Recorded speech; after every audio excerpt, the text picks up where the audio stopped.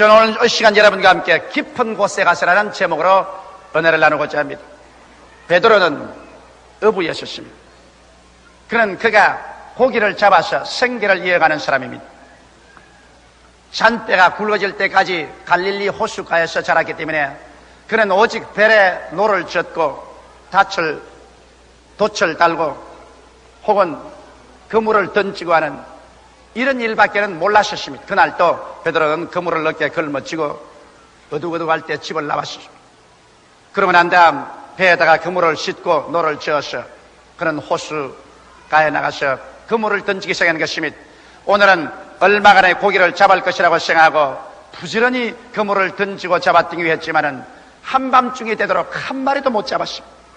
그러나 아마 새벽녘에는 고기가 잡힐 것이라고 생각하고 결사적으로 그물을 던졌으나 날이 훤하게 쓸 때까지 한 마리의 고기도 잡히지 않았습니다.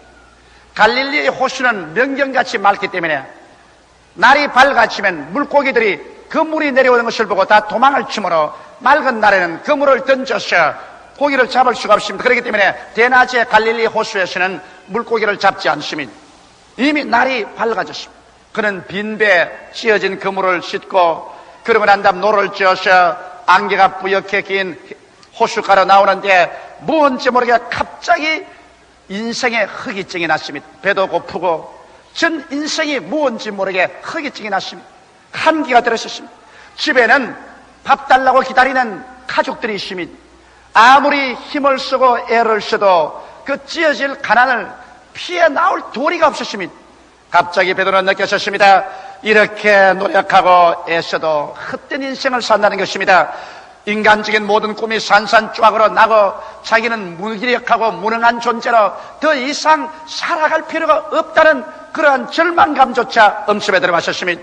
자기의 서 있는 터전이 흔들리고 깨어지고 이제는 어부로서의 생활도 끝장이 났다고 생각한 것입니다. 어떻게 해야 처자를 먹이고 살아갈 수 있을까 막막한 심정이 생겼었습니다. 이래서 그는 모든 일에 손이 잡히지 않냐고 정체가 없었습니다. 배가 호숫가에 되어자 그는 호숫가에서 찌어진 그물을 물에 싣고 있으면서 흙이 찬 인생을 바라보고 그는 망연자실했습니다. 바로 그때였습니다. 많은 사람들의 발걸음 소리가 들리더니만 그 앞에 예수님이 황황히 오셔서 배 위에 올라타시면서 베드로야 배를 좀 물 안으로 지어 들어가다오. 그래서 물 안으로 지어 들어갔습니다. 예수님은 배에 앉으셔서 군중들에게 말씀을 전가하시는데 베드로가 그 말을 들어보니 도대체 세상에서 듣던 말은 아닙니다.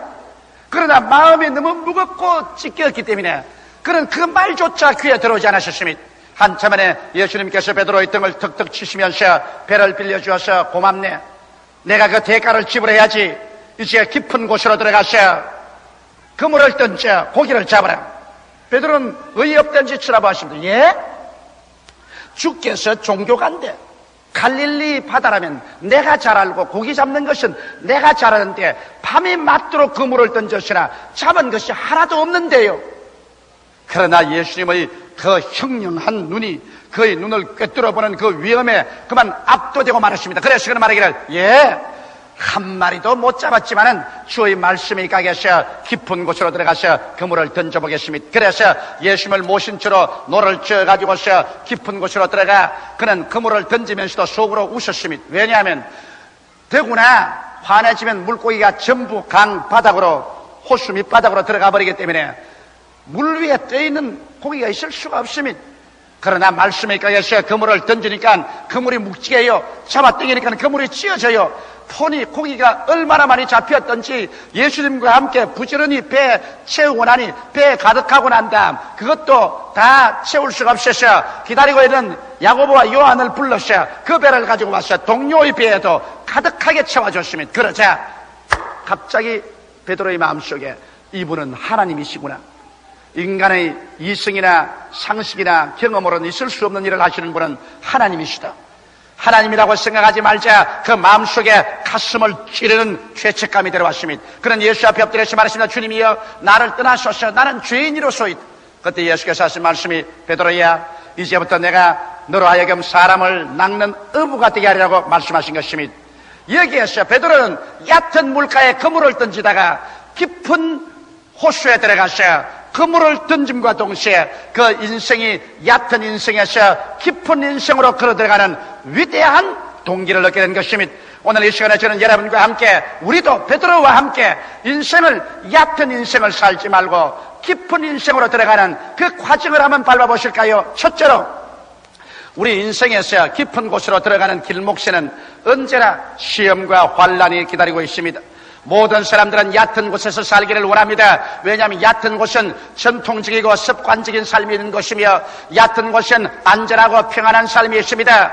그래서 변화가 없기 때문에 변화 없는 가정, 변화 없는 직장, 변화 없는 사회 속에서 편안하게 살기를 원하지, 가정에 폭풍우가 다가오고 사업이 뒤어 흔들리고 그리고 직장이 무너지고 하는 이러한 변화를 원치 않습니다. 더구나 사람들은 하나님이나 영혼이나 사후의 세계나 이런 것에 관해서는 생각하기를 원치 않습니다. 그저 매일매일 같이 무엇을 먹을까, 무엇을 입을까, 무엇을 마실까 이런 일에만 만족하면 내일이야 있든 없든 생각하지 않습니다. 죄책이 있는 그대로 허무와 무의미 속에서 있으면서도 죽음과 무의 절망이 다가옴에도 불구하고 그 안에서 그대로 만족하고 살기를 원합니다. 그러나 여러분, 깊은 곳으로 들어가는 인생은 시험과 환란으로부터 시작되는 것입니다. 갑자기 내가 서 있는 현실의 땅에 지진이 일어납니다. 내 서 있는 땅이 흔들리고 흔들리며 깨어지고 깨어지고, 그래서 내가 설 수 있는 자리가 없게 되어버리고 마는 것입니다. 가정이 흔들리고 사업체가 흔들리고 그리고 건강이 흔들리고 깨어지고 구열이 생기고 내가 설 곳은 어디냐, 절망이 될 때가 오는 것입니다. 동서남북을 살펴보아도 내가 갈 길이 없고 망연자실해서 절망적인 상황에 처하게 될 때 사람들은 비로소 얕은 곳에서 이상 더 그물을 던지며 살 수 없습니다. 표면적인 인생, 얕은 인생, 전통적이고 습관적이며 안전하고 그리고 평안한 생활에 안주해 있을 수가 없습니다. 왜? 내가 설 곳을 잃어버린 것입니다.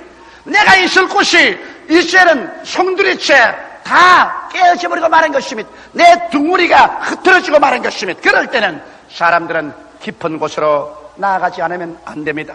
현실의 삶이 깨어질 때 이 깨어지는 것이 어떠한 사람에게는 서서히 다가오는 체험으로 오기도 하고, 또 다른 사람에게는 갑작스러운 충격으로 말미암아 나의 안주하는 처소가 박살이 나고 내 서 있는 땅이 흔들리고 깨어지고 구열이 나버리고 말 때가 있는 것입니다. 이럴 때 사람들은 고개를 들어서 영원하고도 깊은 세계를 찾기 시작하는 것입니다.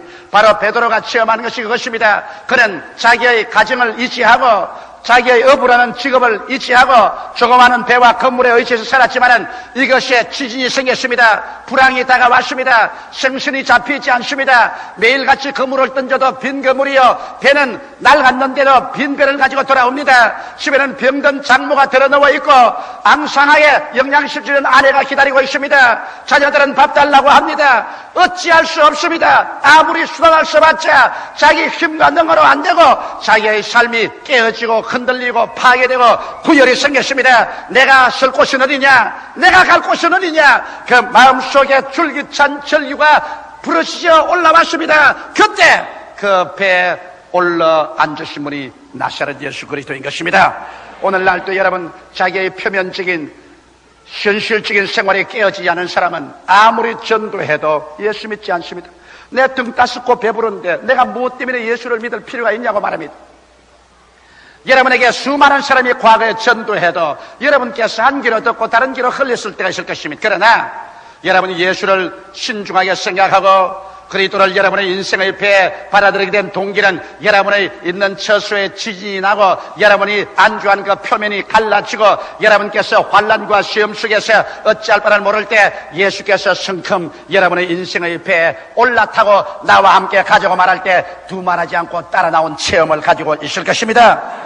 바로 이와 같은 체험이 여러분과 나에게 다가와서 그래서 예수를 믿게 되는 것입니다. 저는 18살의 어린 나이에 예수에 대해서는 생각도 하지를 원치 않았습니다. 나에게는 불타는 인생으로서의 꿈이 있었습니다.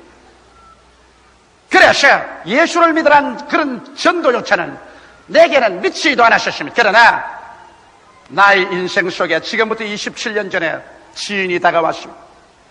갑자기 가정교사 집에서 무엇을 가르치다가 내 목에서 뭐가 가득 차올라 왔습니다. 입을 벌리니 줄기차게 피가 넘쳐나왔습니다.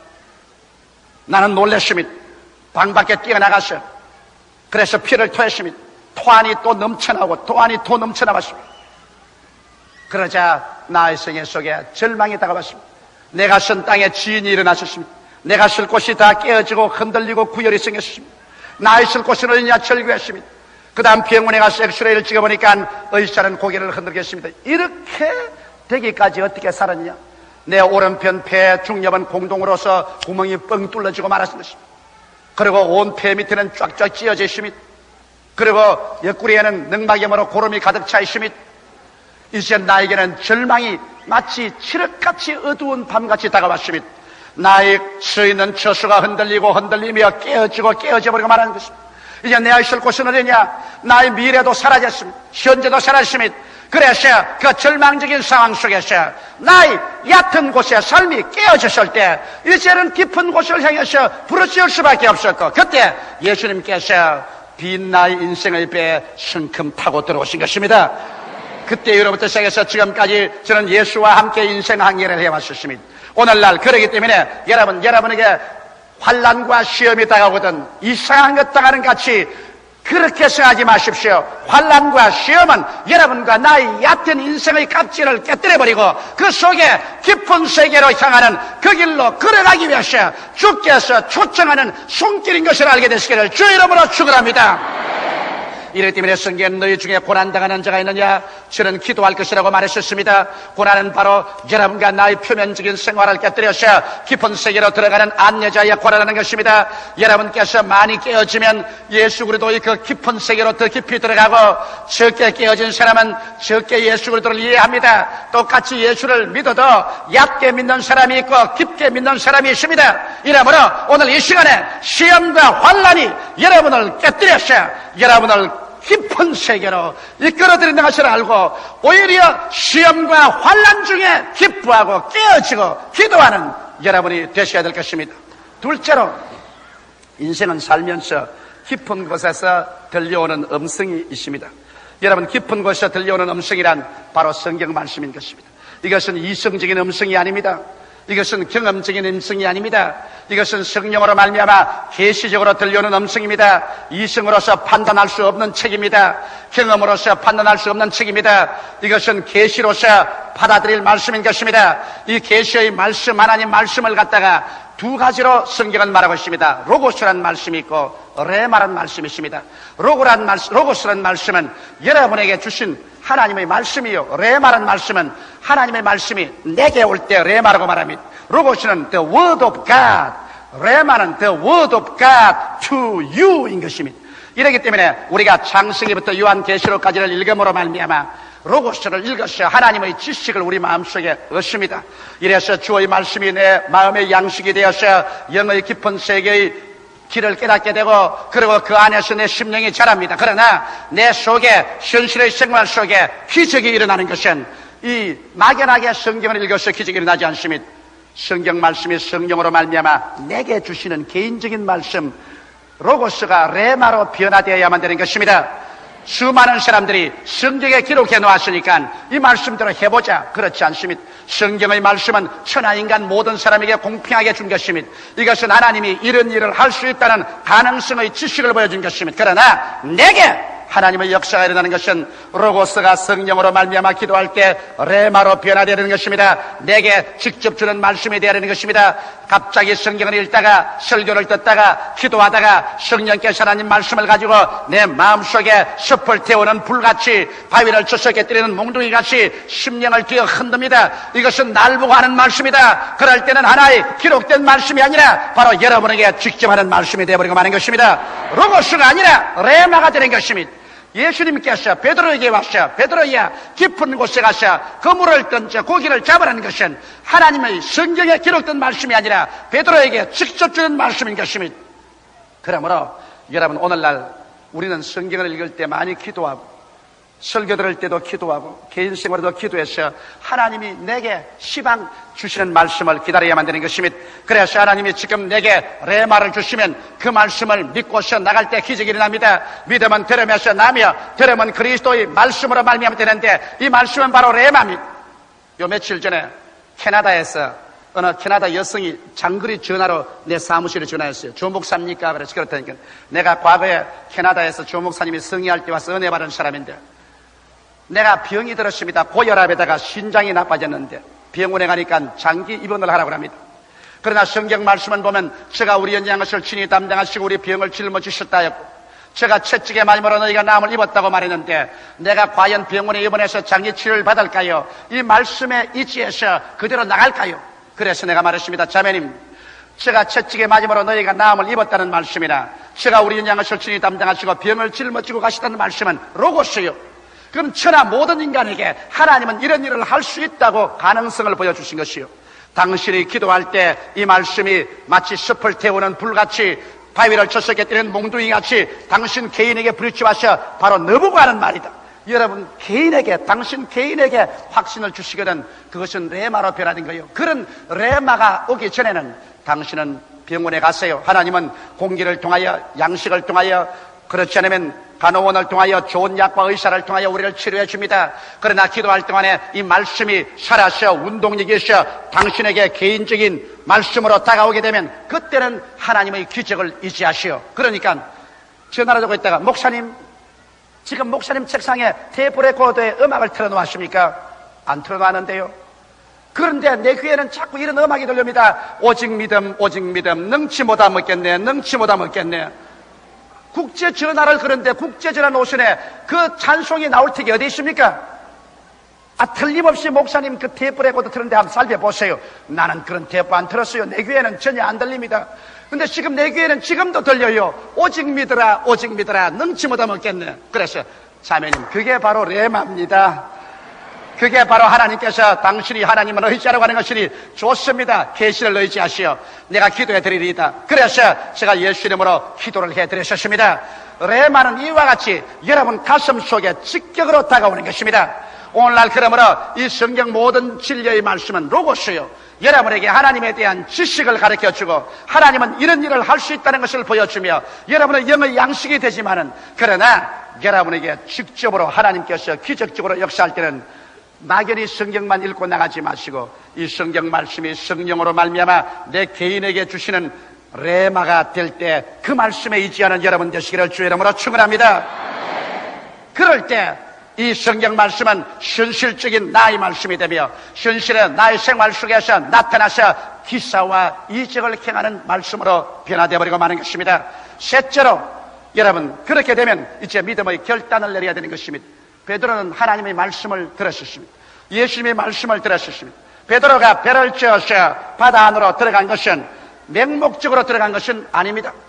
베드로가 들어간 것은 반드시 예수 그리스도께서 깊은 곳에 가서 그물을 던져 고기를 잡으라는 말씀에 입각하는 것입니다. 오늘날 사람들은 생각하기를 기독교는 맹목적인 신앙이다. 맹목적으로 믿으라고 한다 그러는데 그렇지 않습니다. 우리는 믿을 수 있는 이유를 가져야 믿습니다. 막연하게 성경에 기록되었다고 그대로 믿을 수는 없습니다. 성경에 있는 말씀을 기도할 때 성령이 내 마음속에 확정을 주실 때 이것은 너를 보고 하는 말에는 확정을 주시도록 기도하고 기다릴 때 내게 레마가 오면 믿을 수 있는 이유가 있습니다. 그런 이유가 있을 때는 눈에는 아무 증거 안 보이고 귀에는 아무 소리 안 들리고 손에는 아무것 잡히는 없어도 믿습니다로 말씀에 서서 나갑니다. 그러면 기적이 생겨나요. 오늘날 레마를 받고 난 다음에는 믿음의 결단이 필요합니다.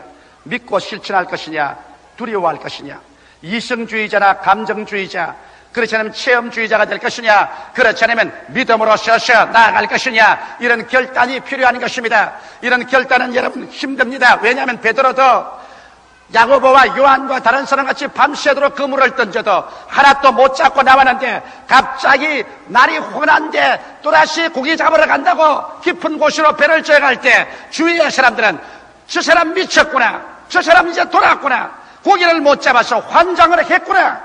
이성주의자들은 비웃습니다. 체험주의자들은 갈릴리에서 대낮에 고기 잡은 질이 없는데 저 사람 웬 말이냐.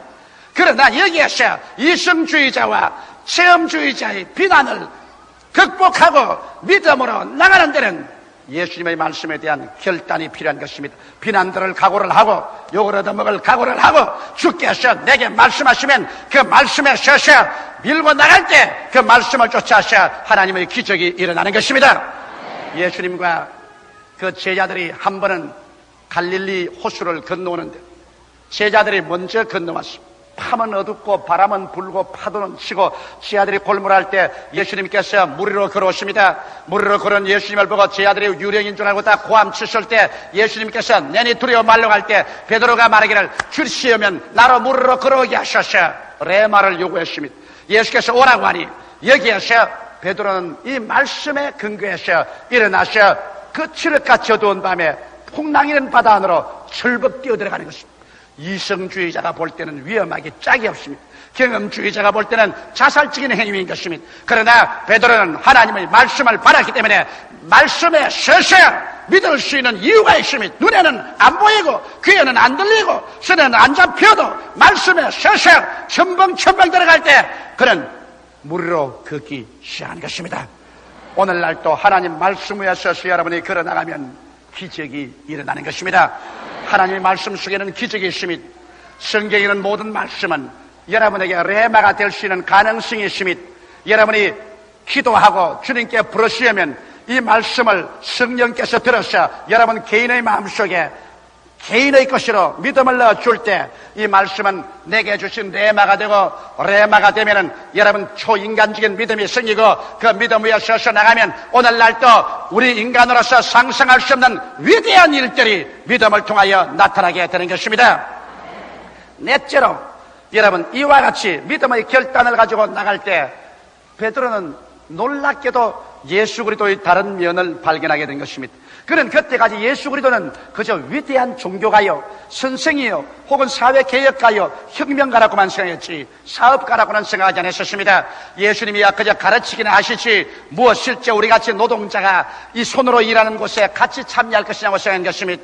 그러나 그가 예수께 배를 빌려드리고 난 다음 예수께서 베드로야 깊은 곳에 가서 그물을 던져 고기를 잡으러 갈 때 그는 의안이 벙벙했습니다. 이 100명 스승이 무엇을 안다고 고기를 잡으라니 갈릴리 호수야 내가 알고 그 물이야 내가 던지는데 이 물이 누구냐. 그러나 그분의 그 위험에 압도되어서 그는 그리스도의 하신 말씀대로 배를 저 깊은 곳에서 그물을 던지자 고기가 많이 잡히는 것을 보고 그 즉시로 예수님에 대한 새로운 모습을 깨달으셨습니다. 예수는 말씀만 가르치는 그리스도가 아니라 함께 고기를 잡고 함께 밥을 짓고 함께 공장에서 기계를 돌리고 함께 노동자에 가서 노동을 하고 함께 농사를 짓고 함께 우리와 피와 먼지와 땀 속에 가담해서 우리의 영혼만 잘되게 할 뿐 아니라 범사에 잘되게 하는 살아계신 실제적인 하나님이라는 것을 깨닫게 되는 것입니다.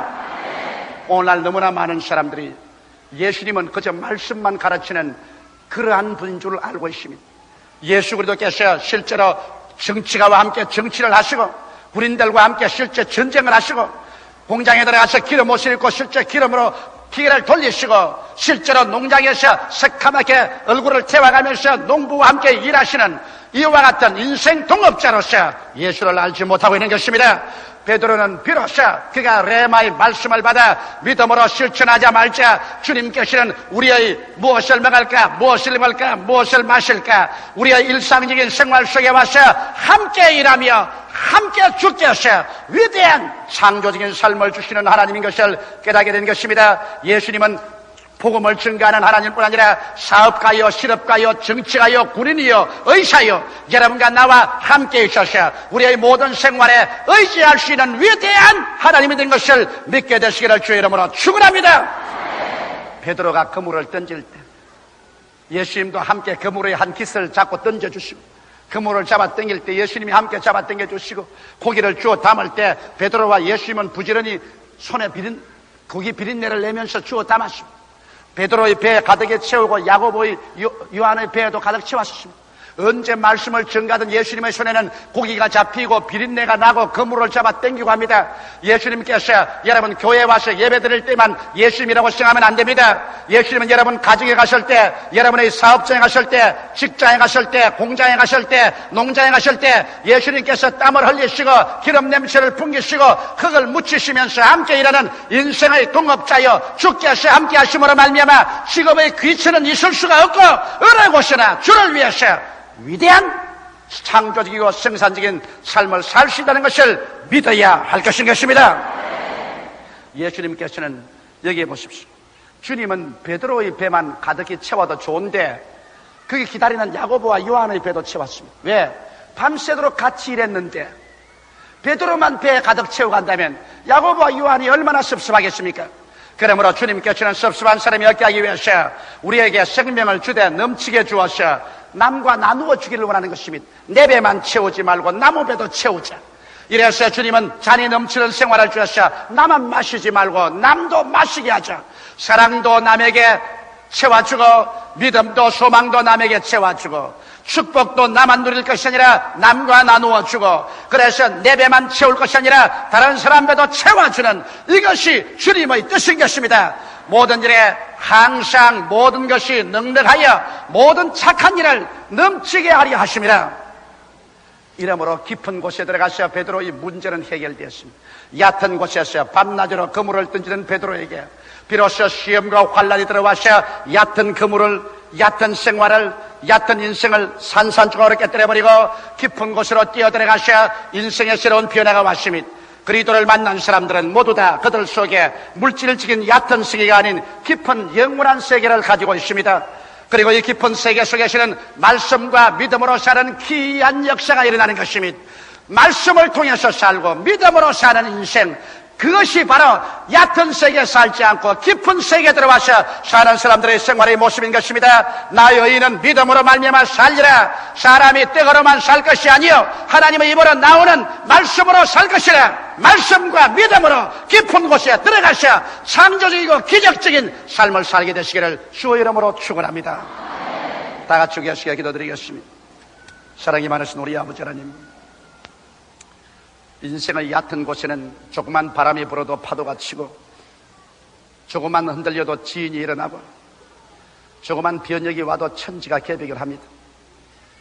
그러나 깊은 곳에는 아버지 그렇지가 않습니다. 내 아버지는 우리가 얕은 곳에서 흔들리고 흔들리며 깨어지고 구열이 다가오는 것은 이 얕은 곳에 우리 영혼이 서 있을 곳이 못 되기 때문에 깊은 곳으로 들어가라는 신호인 줄 알고 있사옵나이다. 바로 깊은 곳으로 들어가는 길이요 진리요 생명이 예수 아닙니까? 예수를 통하여 아버지여 얕은 곳에서 보이지 않는 영원한 세계 속으로 우리가 뛰어들어가서 깊은 곳에서 들려오는 말씀을 듣고 깊은 곳에서 오는 성령을 받고 깊은 세계 속에 우리 삶의 뿌리를 두고 깊은 세계와 교제하고 살아나갈 때 얕은 곳에서 헤아릴 수 없었던 말씀을 믿고 사는 세계가 나오고 믿음을 가지고 사는 세계가 나오며